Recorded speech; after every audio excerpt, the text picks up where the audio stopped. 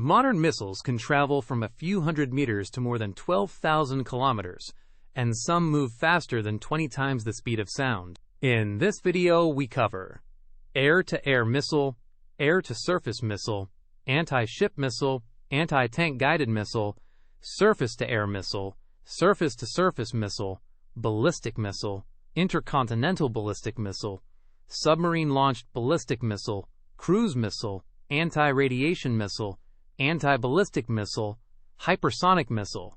If you want every major type broken down in one place, subscribe. We do this for everything. An air-to-air missile is launched from one aircraft to destroy another in the sky. It usually starts with radar, heat-seeking, or both, using sensors to lock onto the target, then small control fins steer it through sharp turns at very high speed. Some are built for close dogfights, while others can hit aircraft far beyond visual range. In real combat, these missiles changed air warfare by making pilots fight with sensors and computers as much as with flying skill. Modern versions can even receive updates from the launching jet after release, leading naturally to missiles aimed from aircraft at targets on the ground. An air-to-surface missile is fired from an aircraft at targets on land or sea, such as bunkers, bridges, radar sites, or moving vehicles. Instead of chasing another aircraft, it follows guidance from GPS, lasers, cameras, radar, or infrared sensors to strike a fixed point or track a moving target. This lets pilots attack from farther away, reducing the need to fly directly over heavy defenses. Many modern air forces rely on these weapons for precise strikes, and some can hit within a few meters after traveling long distances. From general ground attack, the next step is a version designed specifically to hunt ships. An anti-ship missile is built to find and damage warships or large vessels at sea. After launch from an aircraft, ship, submarine, or truck, it may fly low over the water to stay harder to detect, then use radar or other sensors to identify the target and guide itself into the hull. Some carry large warheads, while others rely on speed and impact to punch through defenses. These missiles changed naval warfare because a relatively small platform can threaten a much larger ship from far away.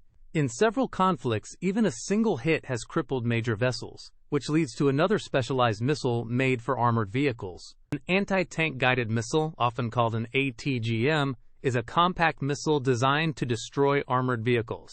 Soldiers, helicopters, or vehicles launch it, and guidance can come through wires, lasers, cameras, or onboard seekers that steer the missile toward the target. Many use shaped charges that focus explosive force into a narrow jet to punch through thick armor. Some newer models dive onto the thinner top armor of a tank instead of hitting the front. In wars from the Middle East to Eastern Europe, these weapons have allowed small teams to threaten much heavier forces. From attacking armor on the ground, we move next to defending the sky. A surface-to-air missile is launched from the ground or a ship to shoot down aircraft, helicopters, drones, or even incoming missiles. Radar or optical systems first detect the target, then the missile is guided by command signals, its own seeker, or a combination of both, until it gets close enough to explode or hit directly.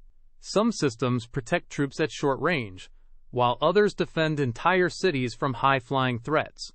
These weapons made the airspace over battlefields far more dangerous and forced pilots to fly lower, faster, or farther away. Once missiles can rise from the ground to hit the sky, the next category is the ground striking back across land.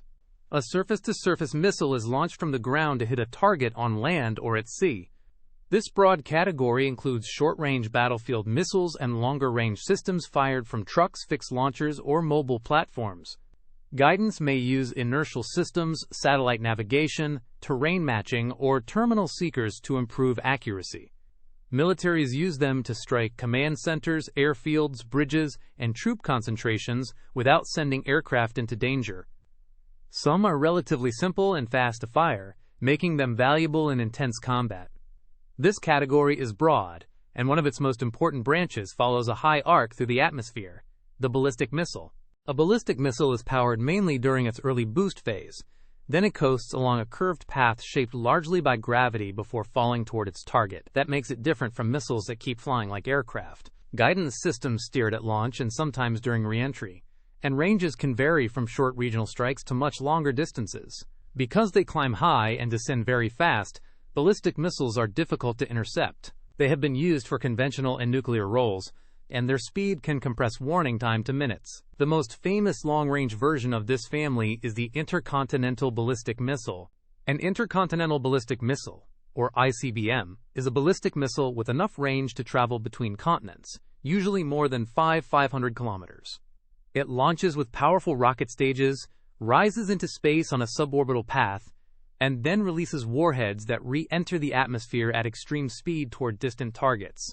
Most are associated with nuclear deterrence because they can strike from one side of the world to the other in well under an hour. During the Cold War, these missiles reshaped global politics by making distance far less protective than it once was. A closely related type hides at sea, where it becomes harder to detect and destroy. A submarine-launched ballistic missile, or SLBM, is a ballistic missile fired from a submarine beneath the ocean surface.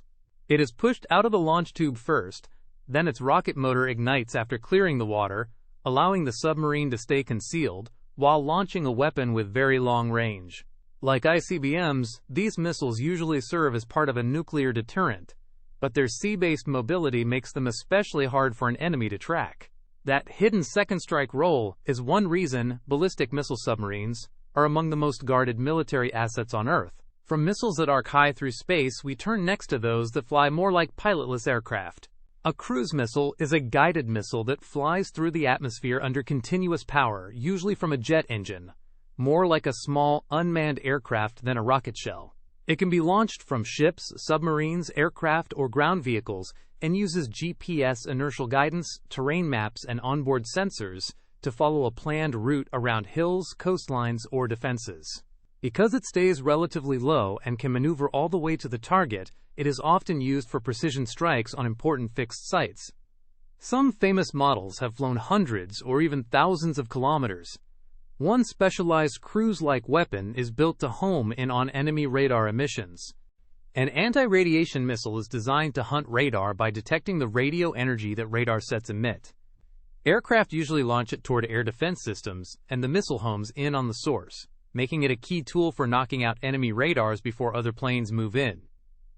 If the radar operator switches off the transmitter, some modern missiles can still continue toward the last known position or use extra sensors to finish the attack. This constant duel between radar crews and missile crews has shaped air campaigns for decades. Once missiles are used to destroy sensors, the next challenge is stopping missiles themselves in flight. An anti-ballistic missile is built to intercept and destroy incoming ballistic missiles before they reach their targets. It works as part of a larger defense system that includes early warning satellites, powerful radar, battle management computers, and fast interceptors launched from the ground or ships. Some interceptors explode near the target, while others try to hit it directly at enormous closing speed, a task often compared to striking a bullet with another bullet. These systems are among the most technically demanding weapons ever built, because they must make decisions in seconds over huge distances. From defending against very fast threats, we arrive at a new class that is itself pushing speed and maneuvering to new limits. A hypersonic missile travels at more than 5 times the speed of sound, but speed alone is not the whole story. What makes these weapons especially important is that many can also maneuver during flight, unlike a simple ballistic path, which makes tracking and interception harder.